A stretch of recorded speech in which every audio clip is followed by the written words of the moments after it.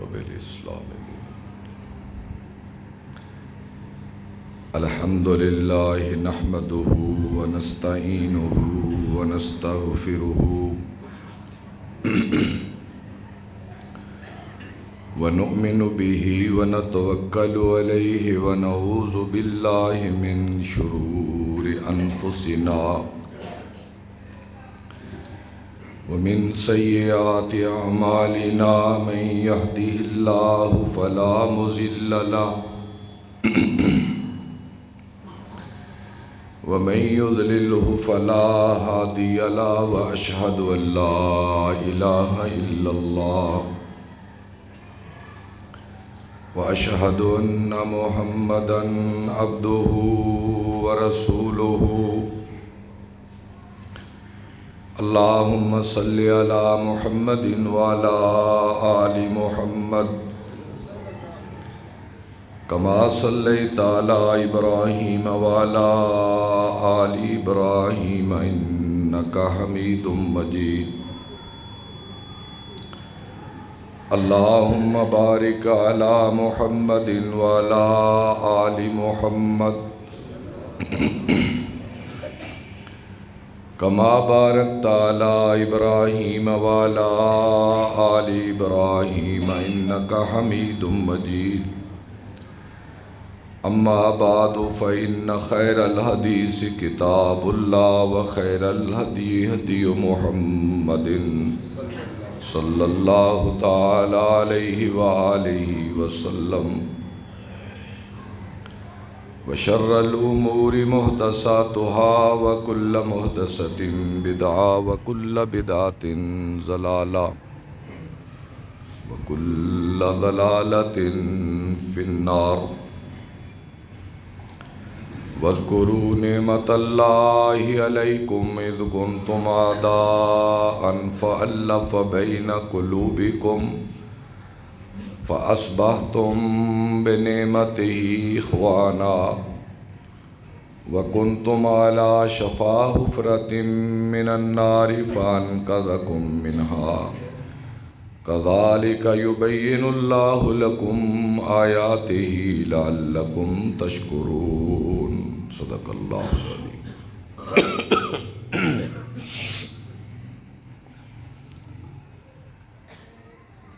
ہر قسم کی تعریف اللہ ذوالجلال کی عالی ذات کے لیے ہے۔ درود و سلام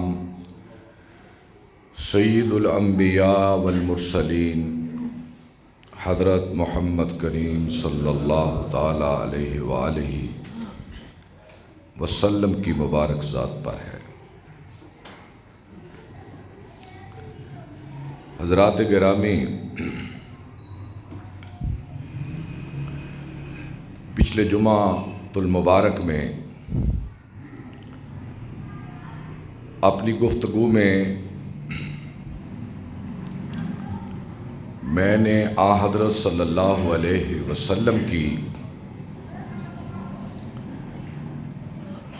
ایک صفت مبارک کہ اللہ تعالیٰ نے اپنے حبیب کو بڑا عالی ظرف بنا کر بنی نوع انسان کی طرف مبعوث فرمایا۔ اللہ رب العزت نے اپنے حبیب کی زندگی کے ہر پہلو کو بڑے محفوظ طریقے کے ساتھ بنی نوع انسان کی طرف پہنچایا، اور آپ کی سیرت کے ہر پہلو کو اپنی کمال مہربانی کے ساتھ ایک کمال تواتر اور تسلسل کے ساتھ 1400 برس سے لے کر قیامت تک اللہ تعالیٰ اسی طرح محفوظ رکھے گا، کیونکہ قیامت تک ہدایت کے اترنے کا کوئی ذریعہ نہیں ہے۔ حضور پر اللہ نے وحی کو بند کر دیا، اور آپ پر اترنے والی وحی کو قیامت تک کے لیے محفوظ رکھ دیا، اور آپ کی زندگی کو لوگوں کے لیے نمونہ قرار دیا، اور اس نمونے کو اب محفوظ رکھنا اللہ نے اپنے ذمے لے لیا۔ تو اس لیے حضور کی زندگی کا کوئی گوشہ وہ گمنامی میں نہیں ہے، اس کو اللہ تعالیٰ نے کھول کھول کر انسانیت کے لیے بیان کر دیا ہے۔ حضور صلی اللہ علیہ وسلم کے اندر ایک ایسی خوبی تھی کہ جو اتنے بڑے انسان کے اندر اس کا پیدا ہونا محال ہے، اور وہ کیا کہ اللہ کے بعد حضور کا مرتبہ ہے ہر لحاظ سے، اور اتنے بڑے مرتبے کے آدمی کے اندر عاجزی آنا بڑی مشکل کی بات ہوتی ہے۔ میرے اللہ کے پاس ہر چیز ہے، اس کے خزانوں میں ہر چیز موجود ہے سوائے عاجزی کے۔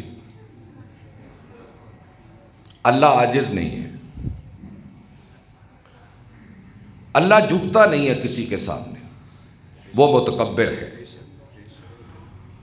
اور تکبر اسی کی ذات کے لائق ہے۔ تکبر اس کو سجتا اور جچتا ہے جسے موت نہ ہو، جسے بڑھاپا نہ ہو، جسے بیماری نہ ہو،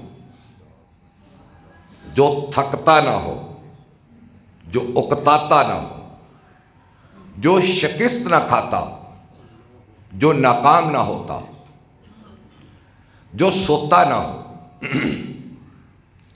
تو یہ ساری خوبیاں میرے اللہ کی ہیں۔ کل من علیہا فان ویبقی وجہ ربک ذو الجلال والاکرام۔ جب جبریل نے بھی مرنا ہے تو ملائکہ نے بھی مرنا ہے، میرے اللہ کے سوا کسی کو بقا نہیں ہے۔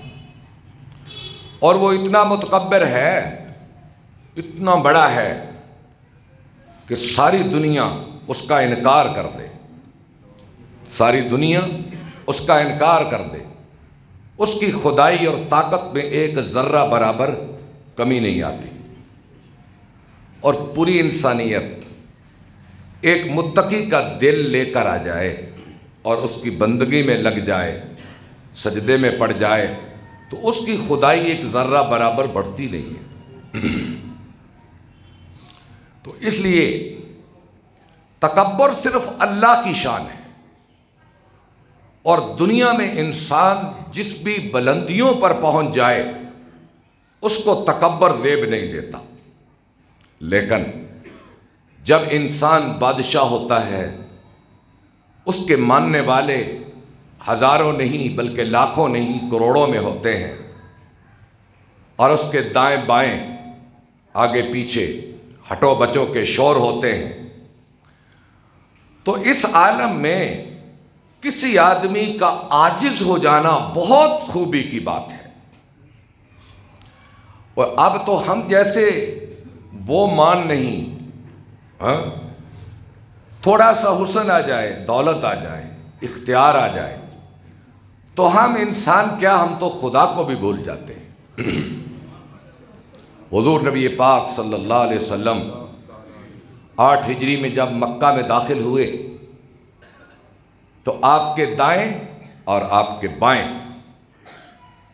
ایسے گھوڑ سوار تھے جو انصار تھے، 200 گھوڑا، آپ کے دائیں آپ کے بائیں، اور گھوڑوں کی بھی پازیبیں تھیں اور تلواروں کی جھنکاریں تھیں، اور صحابہ لوہے میں ڈوبے ہوئے تھے۔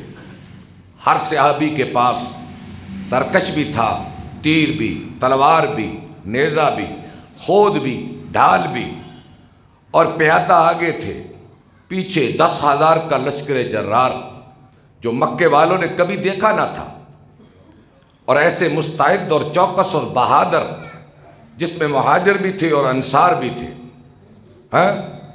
اور ابو سفیان جو ایک پہاڑی کے اوپر بٹھایا گیا تھا، اور آپ نے اپنے چچا عباس سے کہا تھا، اے عباس، ابو سفیان کو ایک پہاڑی پہ بٹھا دو تاکہ لشکر اسلام کا جلال اپنی آنکھوں سے دیکھ لے۔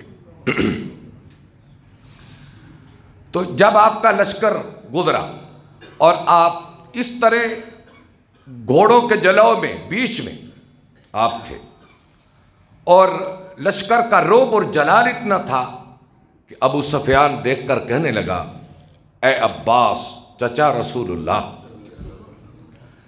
اب تیرے بھتیجے کی ٹکر کا کوئی آدمی عرب میں باقی نہیں رہا، اور اس عالم میں کہ مکے والے پناہ مانگ رہے تھے، کوئی دوڑ رہا تھا، کوئی حبشے کی طرف، کوئی جدے کی طرف، کوئی شعیبیہ کی طرف، کوئی پہاڑوں کے دروں میں چھپ رہے تھے، اور ہر آدمی اپنی جان کی امان کی تلاش میں تھا۔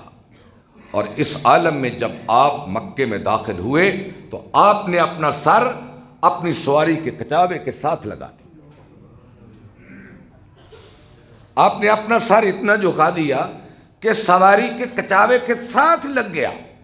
اس کا ترجمہ یہ تھا کہ اے میرے پروردگار، کامیابی ہو یا شکست، فتح ہو یا ناکامی، کوئی بھی عالم ہو، میں تیرا بندہ تیرے سامنے اپنے سر کو جھکاتا ہوں۔ عاجزی کا یہ عالم تھا۔ اور صحابہ کرام رضوان اللہ علیہم اجمعین کہتے ہیں کہ اگر کوئی آپ کے آنے پر ہم کھڑے ہوتے ادب میں، آپ فرماتے نہ بھائی میرے لیے کوئی کھڑا نہ ہوا کرے۔ یہ تو جہالت کے زمانے کی بات ہے کہ بادشاہوں کے لیے لوگ ان کے حاشیہ بردار کھڑے ہوتے تھے ان کے استقبال میں، اور ان کا کھڑا ہونا بادشاہوں کے دلوں اور دماغوں میں غرور پیدا کر دیتا تھا۔ اس لیے میں تمہیں کہتا ہوں کہ میرے آنے پر کوئی کھڑا نہ ہوا کرے۔ اور بلکہ الٹ بات یہ تھی، ایک دن حضرت سعد آ رہے تھے رضی اللہ تعالی عنہ، آپ نے صحابہ سے کہا بھائی میں کھڑا ہو رہا ہوں، قوموا لسیدکم، قوم کا سردار آ رہا ہے، میں بھی کھڑا ہوتا ہوں، تم بھی اس کا استقبال کرو۔ وہ کون مقتدی کے لیے کھڑا ہوتا ہے؟ سپہ سالار کب اپنے جنگجو کے سامنے کھڑا ہوتا ہے؟ اور حضور ایک صحابی کے حضرت سعد کا بڑا مقام تھا رضی اللہ تعالی عنہ، کہ جس کے جنازے میں فرشتے بھی تھے، جس کے جنازے کو پڑھنے کے لیے آسمان کے فرشتے آئے تھے۔ تو آپ نے ان کی دلجوئی کے لیے، کیونکہ بدر کے دن حضرت سعد کی جو تقریر ہے آپ سیرت کی کتابوں میں پڑھ کر دیکھیں، جب آپ نے سنی تو آپ کا چہرہ انور مسکرا اٹھا۔ انہوں نے کہا یا رسول اللہ صلی اللہ علیہ وسلم، اگر آپ ہمیں کہیں کہ اس سمندر میں چھلانگے لگا دو، ہم اپنے بیوی بچوں کو لے کر آپ کے ساتھ سمندر میں چھلانگے لگا دیں گے۔ اتباع اور اطاعت کا یہ عالم تھا۔ تو آپ اس طرح صحابہ کی دلجوئی فرماتے اور خود منع کرتے میرے لیے کوئی کھڑا نہ ہو بھائی۔ آپ مسکینوں کی، غلاموں کی دعوت کو قبول فرماتے اور مسکینوں کی دعوت میں چل کے ان کے گھروں میں جاتے، غلاموں کی دعوت پر۔ اور آپ کے لیے مسجد میں کوئی جگہ مقرر نہیں تھی، 7 حجرہ عائشہ ہے نا مسجد، آپ وہاں سے نکلتے اور بالعموم آپ سنتیں اور نوافل حجرہ عائشہ میں ادا کرتے تھے، سنتیں گھر جا کر پڑھتے بالعموم، اور عین نماز کے وقت آپ آتے، اگر 2-4 منٹ کا وقفہ ہوتا تو جس کونے میں جگہ ملتی وہاں بیٹھ جاتے۔ آپ اندازہ کریں نا، ایسے مجمع ہے نماز کے لیے، تو اس کونے سے حضور برآمد ہوتے۔ تو آج کیا رواج ہے کہ خطیب کے لیے، امام کے لیے، بڑے آدمی کے لیے امام کے پیچھے جگہ مقرر ہوتی ہے۔ اچھا، میں نے یہ عجب سعودی عرب میں حج پر گیا تھا تو العزیزیہ میں جو مسجد تھی وہاں میں نے یہ رواج دیکھا، اور مجھے افسوس ہوا، پہلی صف ہے نا، وہاں کرسیاں لگی ہوئی، اور اس کرسی پہ کوئی نہیں بیٹھ سکتا تھا، وہی عربی جو جس کے لیے مقرر تھی۔ وہی بیٹھتا، اور اگر یہ اجمی ہم گئے کوئی بھول کے بیٹھ جاتا تو آ کر گھورتا، اٹھے میری نشست سے، یہ میری جگہ ہے۔ یہ بھی طبیعت کا ایک بڑا پن ہے، یوں نہیں ہونا چاہیے۔ جہاں جگہ، بلکہ حدیث میں آتا ہے حضور کبھی کبھی آتے تو مسجد میں ایسے جھانکتے، اور تقریباً جو پہلی مسجد نبوی ہے نا، پہلی جو آپ صلی اللہ علیہ وسلم نے پہلی ہجری میں بنائی، وہ تقریباً اس مسجد کے برابر اس کا رقبہ ہے۔ یہ ایک کنال ہے جگہ، یہ مسجد 19 مرلے ہے، کنال تقریباً وہ اتنا رقبہ بنتا ہے۔ آپ آتے، آپ دیکھتے، اس کونے میں کچھ لوگ ہوتے، اس کونے میں ہوتے، اس کونے میں ہوتے، الگ الگ مجلسیں ہوتی، کوئی ذکر کی، کوئی فکر کی، کوئی علم کی، کوئی مہاجرین کی، کوئی انصار کی، کوئی مجاہدین کی۔ آپ دیکھتے جہاں آپ کو فقیر لوگ نظر آتے آپ ان میں جا کے بیٹھتے، اور وہاں بیٹھ کر کہتے اللہم احیینی مسکینا وامیتنی مسکینا واحشرنی فی زمرۃ المساکین، یا اللہ میرا جینا بھی ان کے ساتھ ہو، میرا مرنا بھی ان کے ساتھ ہو، اور قیامت کے دن میرا اٹھنا بھی انہی کے ساتھ ہو۔ یہ دل جوئی کرتے تھے آپ۔ اور یہ نہیں تھا کہ آپ ایک کونے میں ابو بکر و عمر و عثمان و علی طلحہ زبیر کو، سعد و سعید کو لے کے بیٹھ جاتے، ابھی تم پیچھے ہٹ جاؤ ہم مشاورت کر رہے ہیں، ایسا نہیں تھا۔ اور حضرت عائشہ کہتی ہے کہ آپ اپنے گھر کا کام کاج میرے ساتھ ایسے مل کے کرتے جیسے ایک عام آدمی اپنے گھر کا کام کرتا ہے۔ بلکہ وہ کہتی ہیں کہ آپ کا کبھی لباس پھٹ جاتا تو آپ اپنے ہاتھ سے سی لیتے،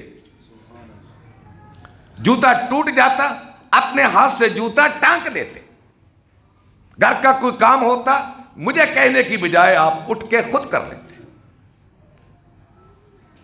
آپ روب نہیں ڈالتے تھے گھر میں، آپ ایک بڑے آدمی بن کر گھر میں نہیں دکھاتے تھے کہ انا سید ولد آدم۔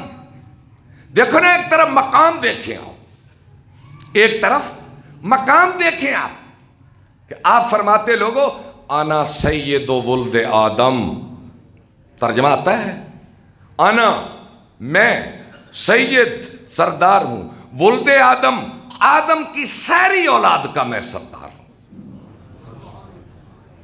ساری اولاد آدم کا میں سردار ہوں۔ وَبِيَدِي لِوَاءُ الْحَمْدِ، قیامت کے دن حمد کا جھنڈا اللہ مجھے دے گا، اور میرے جھنڈے کے تلے سارے نبی ہوں گے، اور میں شفاعت کروں گا جب نبی بے بس ہو جائیں گے۔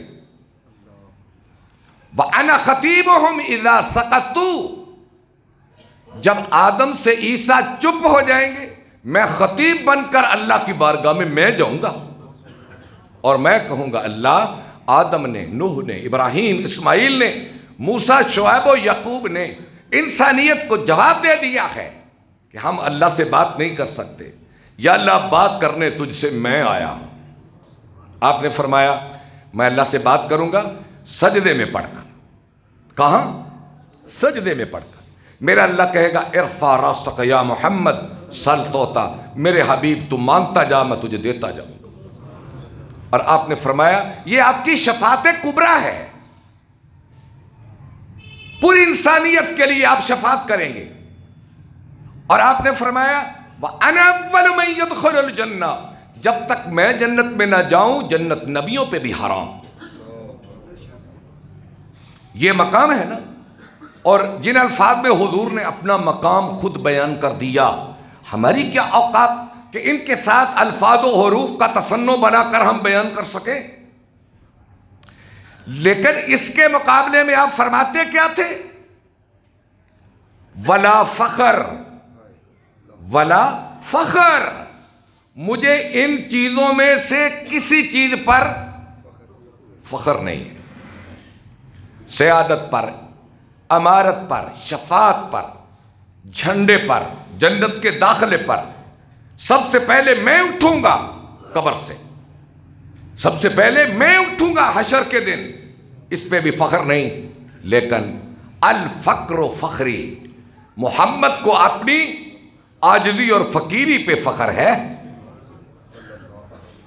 کہ جو میں اپنے اللہ کے سامنے جھکتا ہوں نا، عاجز رہتا ہوں، راتوں کو روتا ہوں، مجھے اپنی اس عاجزی اور فقیری پہ فخر ہے، اور میری اس عاجزی اور فقر کو خدا ایسے 4 چاند لگائے گا کہ خدا محمد کو مقام محمود عطا فرمائے۔ اور ادھر کیا حال ہے؟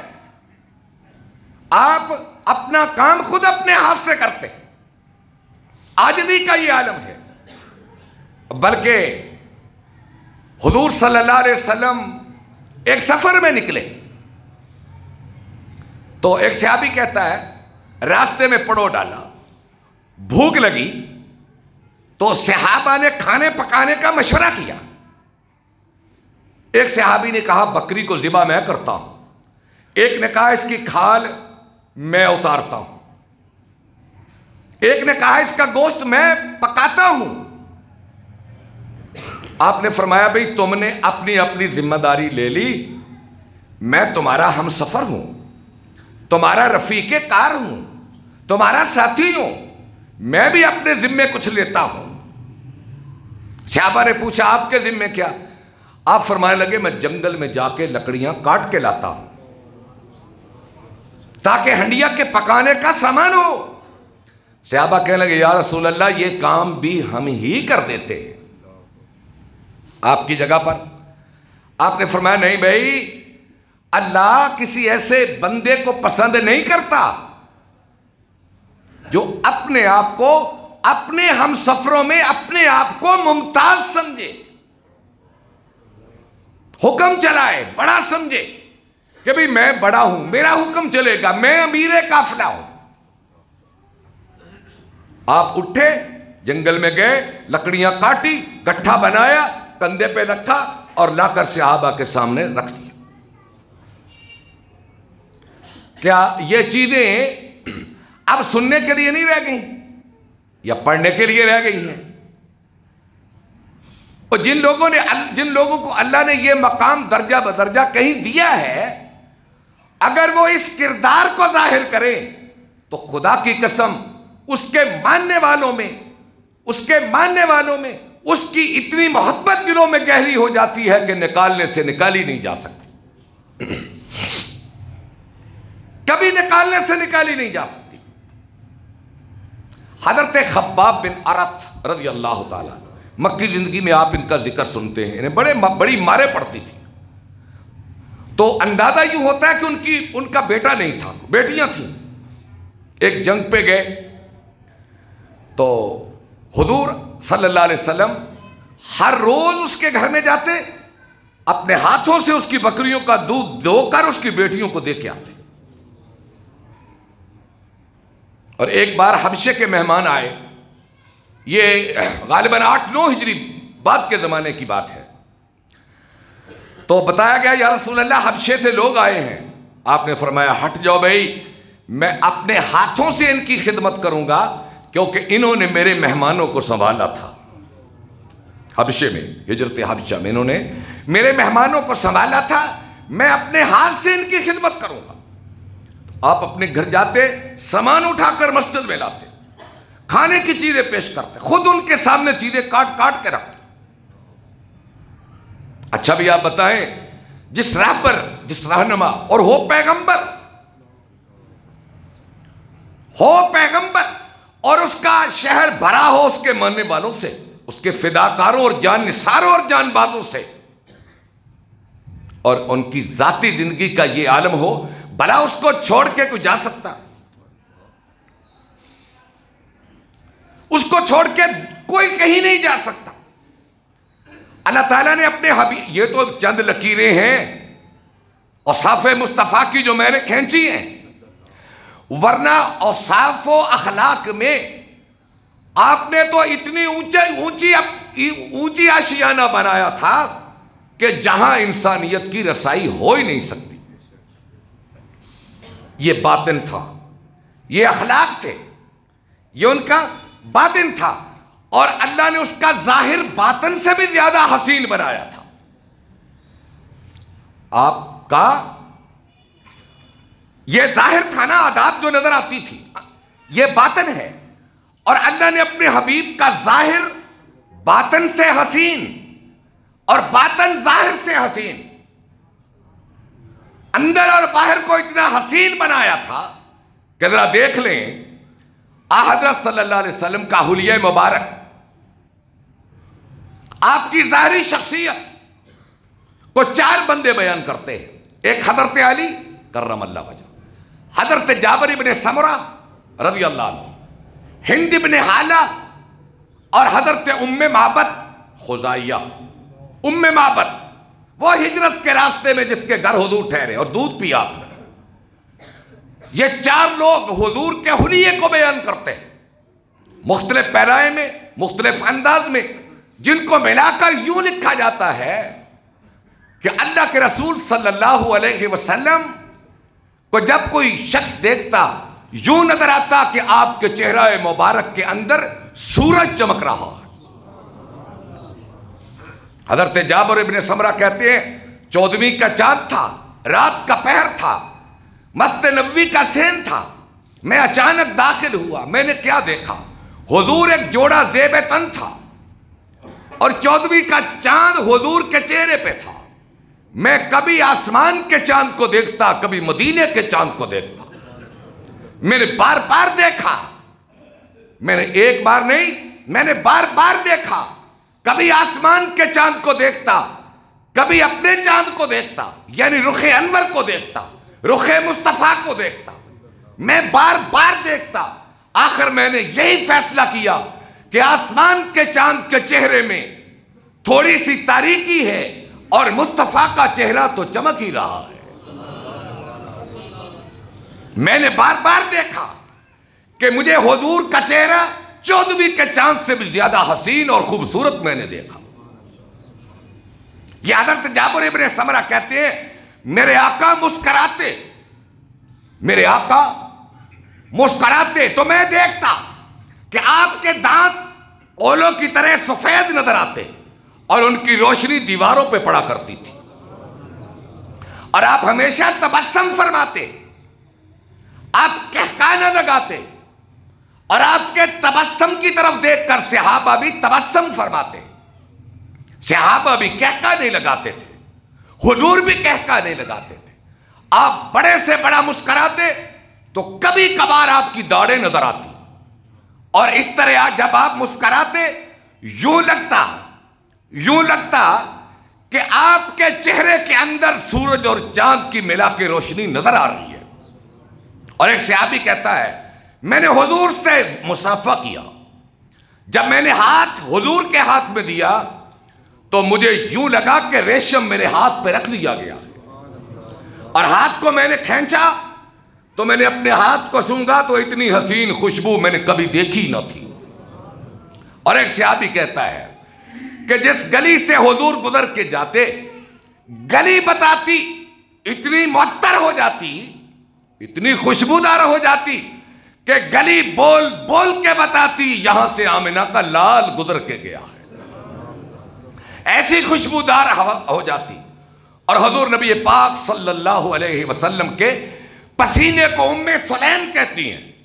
ام سلیم انس کی والدہ، طلحہ کی بیوی، جو حضور کی خدمت گزار تھی، جس کا بیٹا انس حضور کا خادم تھا، وہ حضور کے پسینے کو آپ کبھی کبھی ام سلیم کے گھر میں جا کے آرام فرماتے، آپ سو رہے ہوتے اور شدید گرمی کی وجہ سے پسینے کے قطرے جو موتی بن کے گرتے اور وہ ایک شیشی کے اندر بند کر دیتی۔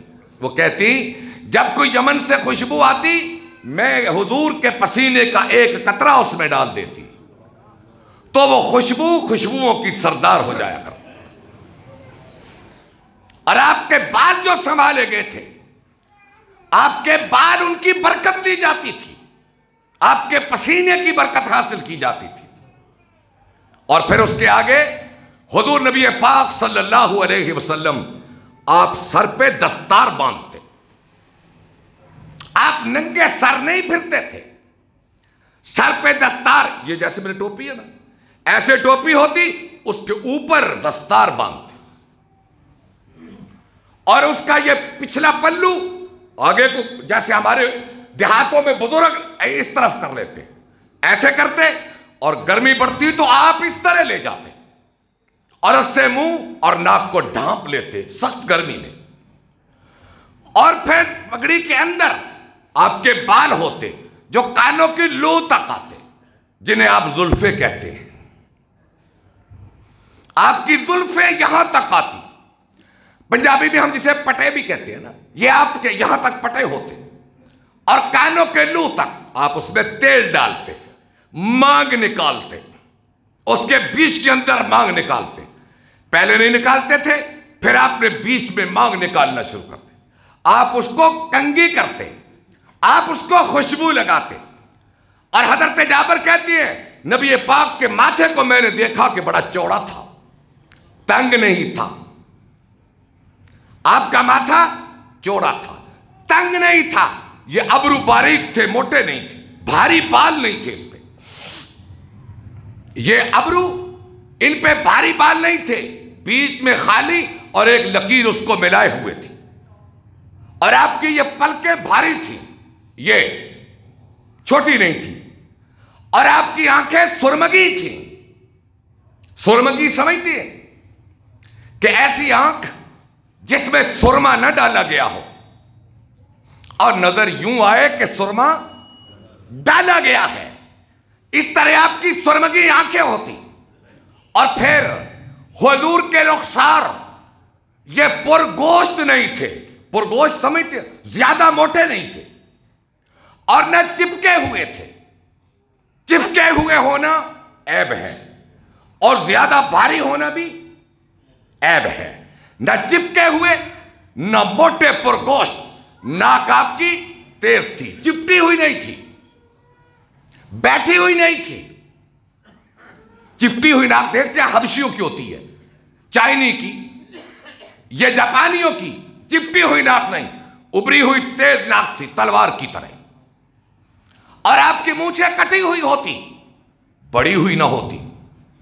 اور آپ کی داڑھی گھنی تھی مگر لمبی نہ تھی. قدرتی طور پر نہر تک، یہ نہر ہے یہاں تک تھی، یہ نہر یہاں تک اور گھنی تھی. اور آپ کی گردن سوراہی کی مانند لمبی تھی، بیٹھی ہوئی نہیں تھی، سوراہی کی مانند لمبی تھی. اور آپ کا قد میانہ تھا، نہ لمبا کہ تڑنگا لگے، نہ چھوٹا کہ ناٹا لگے، ایسا بھی نہیں تھا. درمیانی قد لیے ہوئے، اونچی گردن لیے ہوئے اور دستار پہنے ہوئے. اور آپ کا سینہ چوڑا تھا، ایسے تنگ نہیں تھا، چوڑا تھا. پیٹ توندلے پن کے عیب سے خالی تھا. توندلا پن کیا ہوتا ہے؟ ایسے نہیں پیٹ بھاری ہوتے. آپ کا پیٹ نکلا ہوا نہیں تھا، سینہ اور پیٹ برابر تھا. آپ کے یہ شانے، مونڈے، کندھے یہ بھاری تھے، موٹے تھے، طاقتور تھے. اور کندھوں کے درمیان فاصلہ تھا، یہ جگہ فاصلے سے تھی. اور آپ کے یہاں کری کی ہڈی کے پاس مہر نبوت تھی، جس کے اوپر چھوٹے چھوٹے بال تھے. اور کبھی کبھی حسن و حسین اس سے کھیلا بھی کرتے تھے. یہاں آپ کے مہر نبوت تھی. اور اس کے بعد میں جیسے عرض کر رہا ہوں کہ آپ کے ران موٹے تھے، ران آپ کی پنڈلیاں باریک تھی اور پاؤں آپ کے سپاٹ نہ تھے. سپاٹ سمجھتے ہیں؟ ایسے زمین پہ نہیں لگتے تھے، بلکہ ان کے اندر خلا تھا. اور جن کے پاؤں سپاٹ ہوتے ہیں نا سیدھے، وہ دوڑ نہیں سکتے، وہ تیز چل نہیں سکتا آدمی. اور آپ کے قدموں کے نیچے سے پانی گزر جاتا تھا. اور آج بھی دیکھیں جو ایتھلیٹ ہوتے ہیں دوڑنے والے، ان کے قدموں کے نیچے خلا ہوتا ہے. یہی وجہ ہے کہ آپ کی رفتار سست نہ تھی، آپ تیز چلتے. صحابہ کہتے ہیں ہم حضور کے ساتھ چلتے، آپ ہمیں پیچھے چھوڑ دیتے اور آپ آگے نکل جاتے. آپ کی رفتار تیز تھی، سست نہ تھی. اور اس طرح اللہ نے اپنے حبیب کو اتنا حسین بنایا کہ حسان نے کہا لم تر قط عینی احسن منک جمالا ولم تلد النساء خلقت مبرئا من کل عیب کأنک قد خلقت کما تشاء۔ اے اللہ کے نبی، دنیا کی کسی آنکھ نے آپ جیسا حسین دیکھا نہیں، نہ کسی ماں نے جنا ہے، آپ تو ایسے پیدا ہوئے گویا اپنی مرضی سے بن کے آئے۔ اور اگلا شعر حسان کا، وہ تو کمال کر دیتا ہے، وہ کہتے ہیں ما ان مدحت محمدا بمقالتی، ذرا سنیے توجہ سے، ما ان مدحت محمدا بمقالتی ولکن مدحت مقالتی بمحمدی صلی اللہ علیہ وسلم۔ حسان کہتے ہیں میں حضور کی نعت گوئی کہتا ہوں، آپ کی نعت بیان کرتا ہوں، آپ کے حسن کو بیان کرتا ہوں، اس لیے نہیں کہ حضور کی شان بڑھ جائے۔ سنیے ذرا، تخیل کہ دنیا میں شاعر کیا کہتا ہے۔ میں حضور کی شان میں اشعار کہتا ہوں، اس لیے نہیں کہ حضور کی شان بڑھ جائے، میں تو اس لیے کہتا ہوں کہ حضور کی نعت سے میرے اشعار کو عزت مل جائے، حضور کی نعت سے میرے اشعار کو عزت مل جائے۔ اور پھر سعدی کیا کہتا ہے، بلغ العلا بکمالہ، کیا کہتا ہے، بلغ العلا بکمالہ کشف الدجا بجمالہ حسنت جمیع خصالہ صلو علیہ یا صاحب الجمال ویا سید البشر من وجہک المنیر لقد نور القمر۔ اے اللہ کے نبی، آپ اتنے حسین ہیں کہ 14ویں کا چاند بھی روشنی آپ کے چہرہ مبارک سے لیتا ہے، اپنا اپنا ہے نا۔ اور بلکہ شعراء نے تو بعد کے شعراء نے اقبال سے کہا تھا، ہم سے تمام نعت رسول لے لو، حضور کی نعت میں جتنے اشعار ہیں وہ سب لے لو اور ایک شعر دے دو، وہ کیا ہے کہ محمد سے وفا تو نے تو ہم تیرے ہیں۔ کیا تخیل ہے کہ محمد سے وفا تو نے تو ہم تیرے ہیں، یہ جہاں چیز ہے کیا لوح و قلم تیرے۔ اس کا ترجمہ بھلا کیا ہے، لو سن لے۔ اس کا ترجمہ یہ ہے کہ لوگو تم محمد کی اتباع کرو، میں تقدیر کا قلم تمہارے ہاتھ میں پکڑا دوں گا، اپنی تقدیر اپنی مرضی سے لکھ لینا۔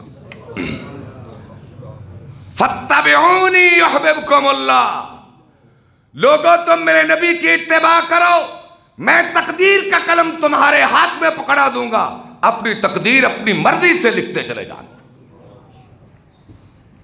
اور اس کے اوپر اب میرا اللہ اپنے حضور کی نعت بیان کرتا ہے، اور کیا کہتا ہے، وَالضُّحَىٰ، یہ اللہ اپنے حبیب کی نعت بیان کرتا ہے، وَالضُّحَىٰ وَاللَّيْلِ إِذَا سَجَىٰ أَلَمْ نَشْرَحْ لَكَ صَدْرَكَ وَوَضَعْنَا عَنْكَ وِزْرَكَ لَعَمْرُكَ وَقِيلِهِ۔ اے میرے حبیب مجھے تیرے بول کی قسم، اے میرے حبیب مجھے تیری چال کی قسم، اے میرے حبیب مجھے تیری زندگی کی قسم، اے میرے حبیب مجھے تیری کالی کملی کی قسم، اے میرے حبیب مجھے تیری دستار کی قسم، تیری زلفوں کی قسم۔ والضحیٰ، یہ سارے ترجمے موجود ہیں۔